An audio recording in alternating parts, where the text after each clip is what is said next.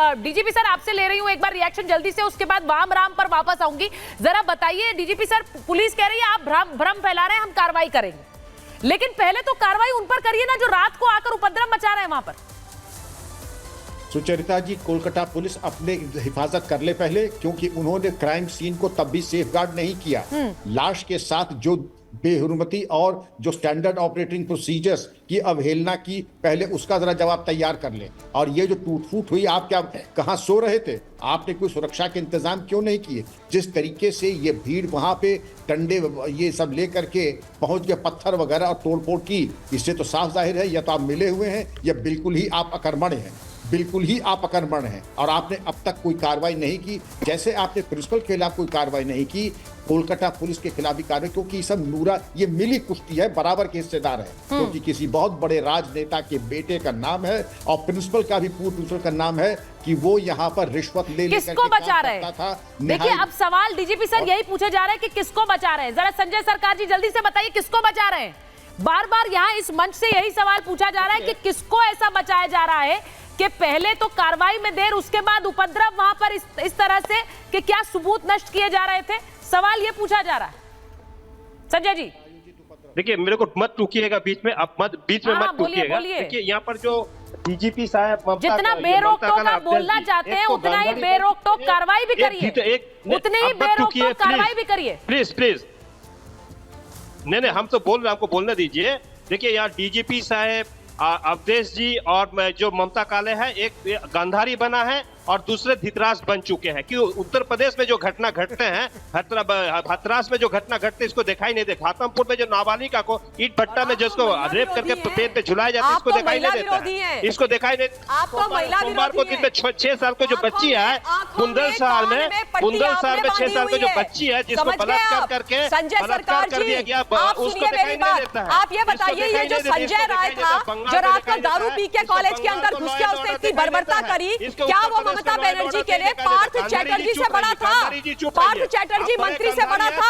जब पार्थ चैटर्जी के ऊपर आरोप लगे थे इतने बड़े बड़े स्कैम के और भ्रष्टाचार के, तो ममता बनर्जी ने ऐसे चुटकियों में पार्थ चैटर्जी को पार्टी से निकाल दिया, हर जगह से निकाल दिया। ये संजय राय को क्यों बचा रही है? महिला के साथ दरिंदगी करने वाले संजय राय को क्यों बचा रही है? कौन सी दुखती रग है सीएम ममता बनर्जी की? क्यों पुलिस लिपापोती कर रही है? क्यों वहां पर उस रूम को वेंडलाइज किया गया? बताइए ना, आप जवाब दीजिए ना। और आपके बीच में मैं इसलिए बोली क्योंकि आपने मेरी बात तब नहीं सुनी जब मैं महिलाओं के बारे में बात कर रही थी। क्या बात? ठीक है, आप लोग शर्म तो आप लोगों को आनी चाहिए। दूर है मैं अखिलेश यादव का एक बयान दिखाऊं। महिलाओं को सुरक्षित नहीं रख पा रहे और आप कहते हैं कि आप वहां पर शासन करेंगे। ठीक है, ममता बनर्जी को पत्र देना चाहिए, राष्ट्रपति शासन वहां पर लगना चाहिए। देखिए as a woman I am saying this. देखिए क्या जिस तरह के बयान दिए जा रहे हैं उन बयानों से भी दिक्कत होनी चाहिए। मैं अखिलेश यादव का एक बयान दिखाना चाहती हूं, उस पर जरा मैं चाहूंगी भाटी जी आप रिएक्ट करें और यहां पर आरपी जी भी। लेकिन आरपी जी वो बयान दिखाऊं उससे पहले जरा ये वाम और राम वाले बयान पर अपनी बात रख दीजिए, क्योंकि ममता बनर्जी कैटेगोरिकली कह रही है कि हिंसा फैलाने वाले, उपद्रव करने वाले वाम और राम के लोग हैं। आरपी जी, उनको ये बयान देने से पहले तुरंत इस्तीफा देना चाहिए, क्योंकि अगर वह वाम और राम पर आरोप लगा रही है, मतलब लेफ्ट और राइट पार्टी मतलब भाजपा पर आरोप लगा रही है, तो उनकी सरकार विफल है। क्योंकि अगर उनका जो इंटेलिजेंस नेटवर्क है, जो इंटेलिजेंस जो वहाँ पे सिस्टम है, और वो ये असेस ही नहीं कर पाया कि वहाँ पर हमला होगा या इस प्रकार, मैं इनकी बात मानकर भी चलूँ वाम और राम ने किया होगा, तो फिर ये क्या कर रही हैं? ये तो सो रही है। इसका मतलब ये होम मिनिस्टर है राज्य की। सर में सच ये है कि टीएमसी के कार्यकर्ताओं ने सोची समझी चाल के अंतर्गत सरकार के देशानुसार ये हमला किया, ताकि वहाँ पर जो प्रूफ है, जो सबूत है और जो वहाँ पर एविडेंसेस है, उनको किस प्रकार से नष्ट किया जाए। और अगर मेरा चैलेंज स्वीकार करें, आप एक कार्यकर्ता भाजपा का पकड़ कर दिखाइए ना सारे मामले में, आप उन लोगों को पकड़ेंगे ही नहीं जिन लोगों ने हमला किया। इसलिए हम कह रहे हैं कि वहाँ पर तुरंत के तुरंत इस्तीफा देना चाहिए, नहीं तो वहाँ पर राष्ट्रपति शासन लागू करना चाहिए। क्योंकि घटना होना एक बात है, उससे बड़ा अपराध जो कल इन्होंने वहाँ पर साक्ष्य मिटाने की जरूरत करी, वो उससे बड़ा अपराध है। उससे बड़ा अपराध है। कई सवाल भाटी जी के आपके लिए भी थे, उन सवालों पर एक बार आते हैं, लेकिन पहले एक बार जरा अखिलेश जी का बयान चलाते हैं। क्योंकि जब आज प्रधानमंत्री ने लाल किले की प्राचीर से महिला अत्याचार पर बयान दिया, तो उन्होंने कहा कि अपराध महिलाओं के खिलाफ जो हो रहा है उसमें ऐसी सजा हो कि उस सजा की चर्चा होनी चाहिए। वो चर्चा इस तरह से हो कि बाकी लोग सोचे कि अपराध का हश्र क्या होता है। हमने पिछले कई दिनों हमने अयोध्या की भी बात की, हमने कन्नौज की बात की, हमने अभी कोलकाता की हम बात कर रहे हैं। जरा आज कन्नौज पर सवाल पूछा गया अखिलेश जी से, उन्होंने क्या कहा जरा सुनिए। आजकल कन्नौज बहुत हेडलाइन पर है, सरकार को बहुत धन्यवाद उसके लिए। सोचिए आप, डीएमएसपी सम्मान भी कर रहे हैं और बीजेपी वाले मिले हुए हैं कहीं न कहीं।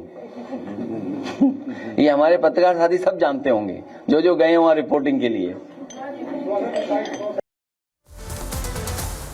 अब मैं इसी पर आ रही हूँ भाटी जी, जो बात अभी ममता जी ने कही, वो कह रहे हैं कि कन्नौज पर सवाल पूछा गया और वो हंस रहे हैं। ये रिएक्शन ममता जी का था, मैं चाहती हूँ उसी पर आप रिएक्ट करते हैं। कन्नौज और अयोध्या की जो दोनों घटनाएं हैं उनका बहुत जल्दी रिजल्ट आ जाएगा सामने। इनमें राजनीति ज्यादा की जा रही है, उनकी जांच चल रही है, उनमें खुद पीड़ित पक्ष की तरफ से ही प्रश्न उठाए गए हैं। नहीं तो आप ये कह रहे हैं कि अपराध नहीं हुआ है? अपराध तो हुआ है, तो अगर अपराध जांच तो होने दीजिए। नहीं, अगर अपराध हुआ है तो फिर जांच कैसी? आप जांच नहीं होगी अपराध की? नहीं, जांच होगी, लेकिन जांच जब आप कहते हैं रिजल्ट आ जाएगा। हाँ, जब तो रिजल्ट का मतलब क्या है? जब तक पुलिस जांच पूरी ना हो जाए तब तक हम कोई टिप्पणी करेंगे तो ऐसा लगेगा जैसे हम अपराधियों के पक्ष में बोल रहे हैं। तब तक इसमें भारतीय जनता पार्टी की सरकार समाजवादी पार्टी को बदनाम करने के लिए उल्टे सीधे बयान दे रही है। इसमें सच्चाई दोनों केस में, भाटी जी, दोनों केस में सच्चाई कुछ और निकल गया। भाटी जी, आई एम सॉरी, मुझे इस बात पर आपत्ति है। आप कह रहे हैं कि रिजल्ट आएगा, आप ये भी कह रहे हैं अपराध हुआ है, लेकिन आप कह रहे हैं रिजल्ट आएगा। तो या तो मान लीजिए कि अपराधी नहीं हुआ, क्योंकि आप लोग तो नार्को और डीएनए भी मांग रहे थे। फिर दोहरा रहा हूँ, परिणाम आने दीजिए पुलिस जांच का। हम तो पुलिस जांच पे भी भरोसा कर रहे हैं, हम तो ये भी नहीं कह रहे कि पुलिस गलत है। पुलिस जांच के रिजल्ट आने दीजिए, इसमें स्टोरी कुछ और निकलेंगी। भारतीय जनता पार्टी बेनकाब होगी। भारतीय जनता पार्टी का जोर अपराध नियंत्रण में नहीं रहता। कुछ जातियों, कुछ धर्म के लोगों को मुख्यमंत्री ने विधानसभा में क्या नाम लिए, 16 लोग अरेस्ट हुए, जिसमें कई जातियों के लोग थे, लेकिन केवल एक यादव, एक मुसलमान का नाम मुख्यमंत्री ने लिया।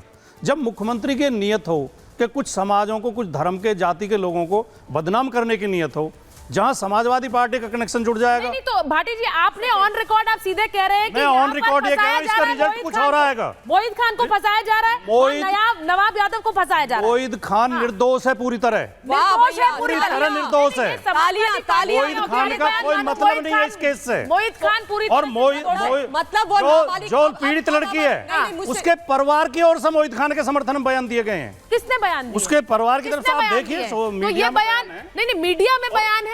आप ये कह रहे हैं और जांच आना, हमें जांच पर पूरा भरोसा है। नहीं, ये जांच रिपोर्ट आने दीजिए। मुझे ना 2-3 हम अपनी तरफ से कोई किसने बोला है? भाटी जी प्लीज बताइए, मैं जानना चाह रही हूँ, क्योंकि ये आपने बड़ी कंट्रोवर्शियल बात कही। आपने कहा मोहित खान पूरी तरह बेकसूर है, पूरी तरह बेकसूर कर दिया। जांच अभी हुई नहीं, अभी तो आप कह रहे थे जांच का इंतजार कर रहे हैं।